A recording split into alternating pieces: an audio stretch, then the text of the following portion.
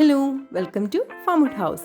ഇന്നത്തെ നമ്മുടെ റെസിപ്പി ചെണ്ടമുറി. അപ്പോൾ ചെണ്ടമുറി എന്താണെന്നാണോ? ചെണ്ടമുറി എന്ന് പറയുന്നത് ഏത്തപ്പഴം കൊണ്ടുണ്ടാക്കുന്ന ഒരു ഡെസേർട്ട് അല്ലെങ്കിൽ സൈഡ് ഡിഷായിട്ട് നമുക്ക് യൂസ് ചെയ്യാം. അപ്പോൾ ചെണ്ടമുറി എന്താണെന്ന് നോക്കാം. ചെണ്ടമുറിക്ക് ആവശ്യമായ സാധനങ്ങൾ: ഏത്തപ്പഴം.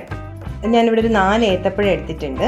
ഈ 4 ഏത്തപ്പഴം നല്ല വലിയ കഷ്ണങ്ങളായിട്ടാണ് മുറിച്ചേക്കുന്നുണ്ട്. ഇതേപോലത്തെ കഷ്ണങ്ങളായിട്ടാണ് മുറിച്ചേക്കുന്നത്. നമ്മളിതിനെ ചെണ്ടമുറി എന്ന് വിളിക്കുന്നത് തന്നെ ഇത്രയും വലിയ കഷ്ണങ്ങളായിട്ട് ഒരു ചെണ്ടയുടെ ഷേപ്പിൽ മുറിക്കണു എന്നുള്ളതുകൊണ്ടാണ് ഇതിനെ നമ്മൾ ചെണ്ടമുറി എന്ന് വിളിക്കുന്നത്. പിന്നെ ഞാനൊരു മുറി തേങ്ങ തിരികെ എടുത്തിട്ടുണ്ട്. 100 ഗ്രാം ശർക്കര പാനികാച്ചി എടുത്തിട്ടുണ്ട്. ഏലയ്ക്ക ഒരു 4 എണ്ണം ഞാൻ ചതച്ചെടുത്തിട്ടുണ്ട്. ആവശ്യത്തിന് നെയ്യ് എടുത്തിട്ടുണ്ട്. ആദ്യം നമുക്ക് തേങ്ങ ശരിക്കും വെച്ചിരിക്കുന്ന തേങ്ങയ്ക്കകത്തേക്ക് 1 കപ്പ് വെള്ളം ഒഴിക്കാം. പിന്നെ നമുക്ക് കൈ കൊണ്ട് നല്ലോണം ഒന്ന് യോജിപ്പിച്ചെടുക്കണം. ഞാനിപ്പോൾ ഒരു പാൻ ചൂടാൻ വെച്ചിട്ടുണ്ട്. അതിലേക്ക് ഞാൻ പിഴിഞ്ഞെടുത്ത ഈ തേങ്ങ അതിലേക്ക് ഒഴിക്കുക. ഞാൻ തേങ്ങയോട് ചേർത്താണ് വെള്ളവും കൂടെ മിക്സ് ചെയ്ത് അതിലേക്ക് ഒഴിക്കുന്നത്. സാധാരണ ചിലർ തേങ്ങ പാലിൽ ഉണ്ടാക്കുന്നവരുണ്ട്. അപ്പം നിങ്ങൾക്ക് എത്രത്തോളം ലൂസായിട്ടാണ് ചെണ്ടമുറി വേണ്ടത് അത്രയും ലൂസായിട്ട് വെള്ളം ഒഴിക്കാം. അപ്പോൾ എനിക്ക് ഇത്രയും മതിയാണ്. ഞാൻ 1 കപ്പ് വെള്ളം മാത്രമേ ഇവിടെ ഒഴിച്ചിട്ടുള്ളൂ. തേങ്ങ നല്ലോണം ഒന്ന് യോജിപ്പിച്ചിട്ടാണ് ഞാൻ ഇതിനകത്തേക്ക് ഇട്ടേക്കുന്നത്. നമ്മുടെ തേങ്ങയും വെള്ളവും കൂടെ ഉള്ള ഈ തേങ്ങാപ്പാൽ നല്ലോണം ചൂടായി വന്നിട്ടുണ്ട്. അപ്പോൾ ഇതിലേക്ക് നമുക്കിനി നമ്മൾ മുറിച്ച് വെച്ചേക്കുന്ന ഈ ഏത്തപ്പഴം ആഡ് ചെയ്യാം.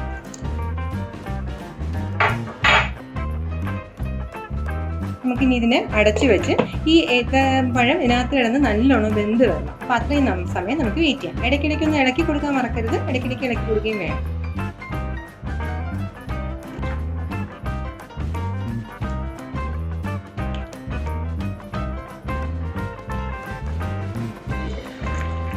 നമ്മുടെ പഴം നല്ലോണം വെന്ത് വന്നിട്ടുണ്ട്.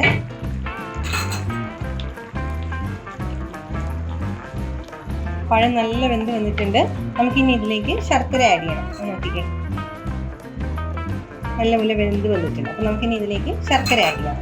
ഞാനിപ്പോൾ 100 ഗ്രാമാണ് പാനി കാച്ചി വെച്ചേക്കുന്നത്. അപ്പോൾ അത് മൊത്തം ഞാൻ ഇതിനകത്ത് ആഡ് ചെയ്യണം. എനിക്ക് ഇച്ചിരി മധുരം വേണം. അതാണ് നിങ്ങളുടെ മധുരം അനുസരിച്ച് വേണമെങ്കിൽ നമുക്കിത് കുറയ്ക്കാം അല്ലെങ്കിൽ കൂട്ടാം. അത് ഓരോരുത്തരുടെ ഇഷ്ടമാണ് മധുരം. അപ്പോൾ അത് നോക്കി മാത്രം ആഡ് ചെയ്യാം. അപ്പോൾ ചിലപ്പോൾ ശർക്കര എന്നുള്ളതിന് പകരം പഞ്ചസാര ആഡ് ചെയ്യാറുണ്ട്. അപ്പോൾ അതങ്ങനെയാണെങ്കിൽ പഞ്ചസാര നിങ്ങളുടെ മധുരത്തിനനുസരിച്ച് പഞ്ചസാര ആഡ് ചെയ്ത് വേണമെങ്കിൽ എടുക്കാം.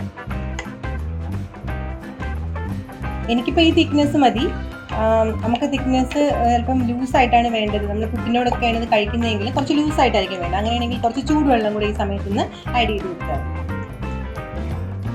നമ്മളെപ്പോഴും ചെണ്ടമുറിക്ക് വേണ്ടിയിട്ട് എടുക്കുന്ന ഏത്തപ്പഴം എന്ന് പറയുന്നത് പഴുത്ത പഴമായിരിക്കും. അതായത് ഇത്തിരി പഴുത്ത് തുടങ്ങുന്നതായിരിക്കത്തില്ല, നല്ലോണം പഴുത്ത പഴമായിരിക്കും. കറുത്ത കളർ ആവാനും പാടില്ല, പഴുത്ത് തുടങ്ങുന്ന അവസ്ഥയാവരുത്. അപ്പം നല്ലൊരു പഴുത്തൊരവസ്ഥയായിരിക്കും. ആ ഒരു അവസ്ഥയിലെ പഴമായിരിക്കും നമ്മൾ എപ്പോഴും എടുക്കുന്നത്.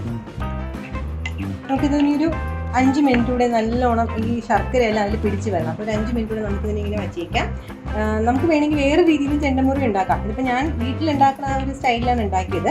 ചിലപ്പോൾ നമുക്ക് പഴം ആദ്യം ഒന്ന് വെള്ളത്തിൽ വേവിച്ചെടുത്തിട്ട് അതിൽ ശർക്കര പാനി മാത്രം ഒഴിച്ച് ഏലക്ക ഇട്ടെടുക്കും. അങ്ങനെയും ചെണ്ടമുറി ഉണ്ടാക്കാറുണ്ട്. അതല്ലാന്നുണ്ടെങ്കിൽ വേണമെങ്കിൽ നമ്മൾ ശർക്കര പാനിയും 1-ാം പാലും മാത്രം ഒഴിക്കും. പഴം വേവിച്ചിട്ട് ശർക്കര പാനി ഒഴിച്ചിട്ട് 1-ാം പാലും കൂടെ ഒഴിച്ച് അങ്ങനെ എടുക്കാറുണ്ട് ചെണ്ടമുറി എന്ന് പറയുന്നത്. ഇതിപ്പം ഞാൻ ആ തേങ്ങ പിഴിഞ്ഞെടുത്ത് ആ തേങ്ങ കൊത്തോടുകൂടിയാണ് ഇട്ടേക്കുന്നത്. ഇപ്പം വീട്ടിൽ എൻ്റെ അമ്മൂമ്മ എങ്ങനെയാണ് ഉണ്ടാക്കാറ്. അപ്പോൾ അതാണ് ഞാൻ ആ ഒരു സ്റ്റൈലിൽ ഉണ്ടാക്കിയിരിക്കുന്നത്. നമുക്കിനി ഇതിലേക്ക് ഏലക്ക ആഡ് ചെയ്യാം. അതിനൊപ്പം തന്നെ 1 സ്പൂൺ നെയ്യും കൂടി ഇതിലേക്ക് ആഡ് ചെയ്യാം.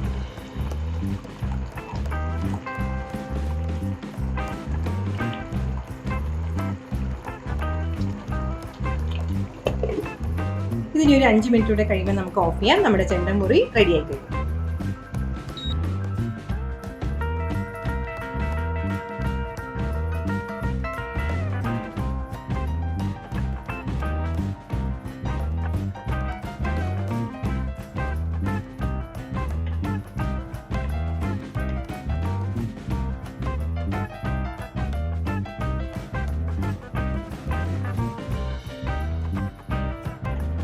നമ്മുടെ ചെണ്ടമുറി റെഡി ആയിട്ടുണ്ട്. എല്ലാവരും ട്രൈ ചെയ്ത് നോക്കണം. ഈസി ആയിട്ട് പെട്ടെന്ന് ഉണ്ടാക്കിയെടുക്കാൻ പറ്റുന്നൊരു റെസിപ്പിയാണ്.